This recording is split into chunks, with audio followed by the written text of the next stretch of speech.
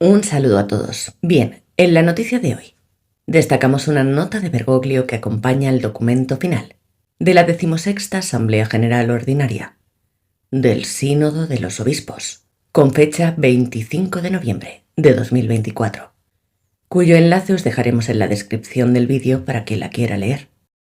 Se trata de una nota oficial, firmada por él mismo, el 24 de noviembre de 2024.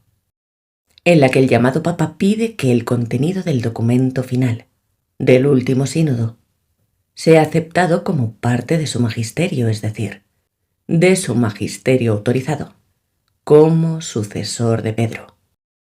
Y para que esto nos quede claro, escribe, y cito textualmente: el documento final forma parte del magisterio ordenado del sucesor de Pedro, y pido que sea aceptado como tal. Representa una forma de ejercicio de la auténtica enseñanza del obispo de Roma, que presenta algunas novedades, pero que de hecho corresponde a lo que tuve la oportunidad de precisar el 17 de octubre de 2015, cuando afirmé que la sinodalidad es el marco interpretativo adecuado para comprender el ministerio jerárquico.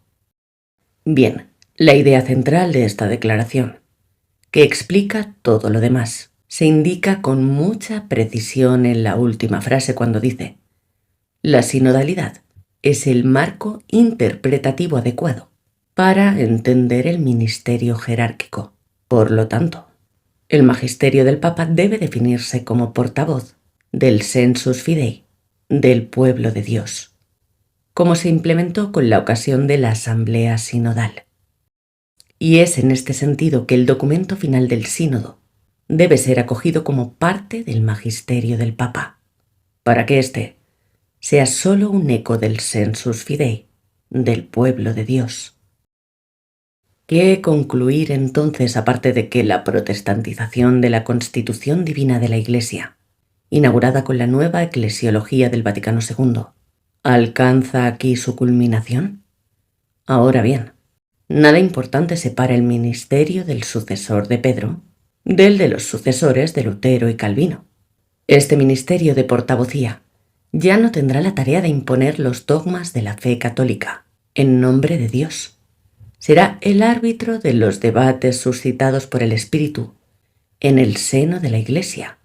Bergoglio no evita esta consecuencia y en la nota que hemos citado escribe: reitero aquí con convicción lo que indiqué al final del camino sinodal, articulado que condujo a la promulgación de Amoris Laetitia el 19 de marzo de 2016, que es el siguiente: todas las discusiones sobre cuestiones doctrinales, morales o pastorales no deben resolverse mediante intervenciones del magisterio.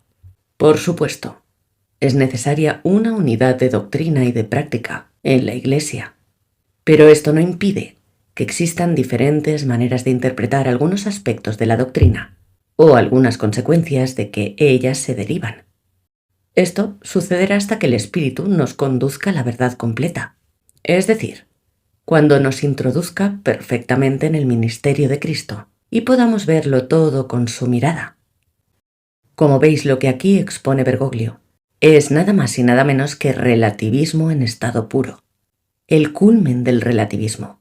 Todo es verdad, todo es mentira, todo depende del color del cristal con que se mira, es decir, todo vale. Y señoras y señores, aquí no todo vale, como si Cristo no nos lo hubiera dejado claro. Así el pueblo peregrino, con el soplo del Espíritu, irá cada vez más adelante en esta perpetua renovación de la continuidad. Hace 50 años, en su célebre declaración del 21 de noviembre de 1974, Monseñor Lefebvre defendió intrépidamente al papado, profesando su fe en la Roma eterna, deseada por Cristo para perpetuar su realeza en la tierra. Hoy, con Bergoglio, la nueva eclesiología del Vaticano II corre el riesgo de encontrar su cumplimiento fatal, el de una verdadera renuncia del papado, fruto necesario de la empresa de la Roma conciliar y neoprotestante, en detrimento de la salvación de las almas. critici di salotto, críticos de salón, zona di confort. zona de confort. Le religioni sono un cammino per Todas las religiones son un camino para llegar a Dios. Son, dirò una comparazione, voy a hacer una comparación. come diverse Son como lingue, distintos idiomas, per arrivare lì. distintos lenguajes para llegar allí, a Dios.